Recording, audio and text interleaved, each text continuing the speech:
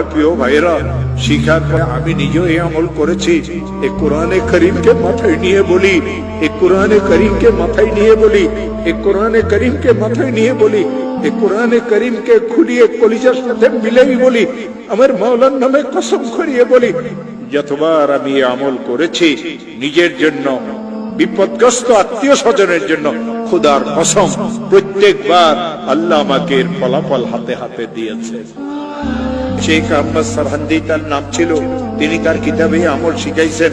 কোন মুসলমান যদি ঋণগ্রস্ত হয়, এত ঋণ হয়ে গেছে, আদায়ের কোনো ব্যবস্থা নাই, খেতে ফসল হয় না, দোকানটা অচল হয়ে গেছে, ছেলেটা বিদেশে গিয়ে ফাঁসিয়ে গেছে, থাকতেও পারে না, আসতেও পারে না, 2-3টা মেয়ে ঘরে উপযুক্ত, কারো বিবাহ হয় না, একটা মেয়েকে বিবাহ দিয়েছিল, তালাক নিয়ে মেয়েটা ঘরে চলে আসছে, ছেলেটা খারাপ ছেলেদের সাথে মিশিয়ে মদ জুয়ার অভ্যস্ত হয়ে গেছে। এই লোকটার পেরেশানির কোনো শেষ নাই, অনেক মামলা মোকদ্দমা তো সে ফাঁসিয়ে গেছে।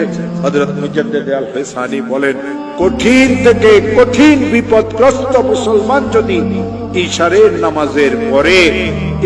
নামাজের পরে তাসবিহ হাতে নিয়ে যেই দরুদ শরীফ পড়তে জানে, 100 বার দরুদ শরীফ পড়বে। আল্লাহুম্মা সাল্লি আলা সাইয়্যিদিনা মুহাম্মদ, আল্লাহুম্মা সাল্লি আলা সাইয়্যিদিনা মুহাম্মদ, আল্লাহুম্মা সাল্লি আলা সাইয়্যিদিনা মুহাম্মদ। আর 499 বার পড়বে লা হাওলা ওয়ালা কুওয়াতা ইল্লা বিল্লাহ। একবার পড়বে লা হাওলা ওয়ালা কুওয়াতা ইল্লা বিল্লাহিল আলিয়্যিল আযীম।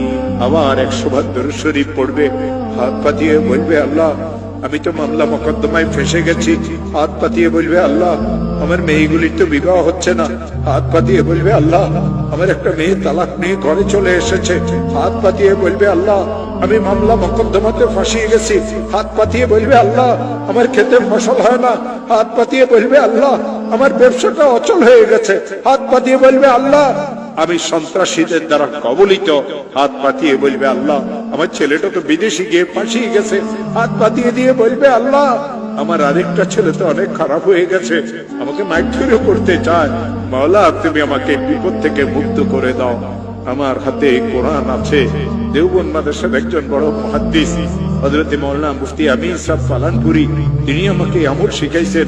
তিনি আমাকে এই কথা বলেছিলেন, মাওলানা যখন এই আমল শিখেছি নিজের জন্য, বিপদগ্রস্ত আত্মীয় স্বজনের জন্য, যখন এই আমল আমি করেছি, আল্লাহর কসম এর ফলাফল আল্লাহ আমাকে হাতে হাতে দিয়েছে। ও আমার প্রিয় ভাইয়েরা, শিখার পরে আমি নিজেও এই আমল করেছি।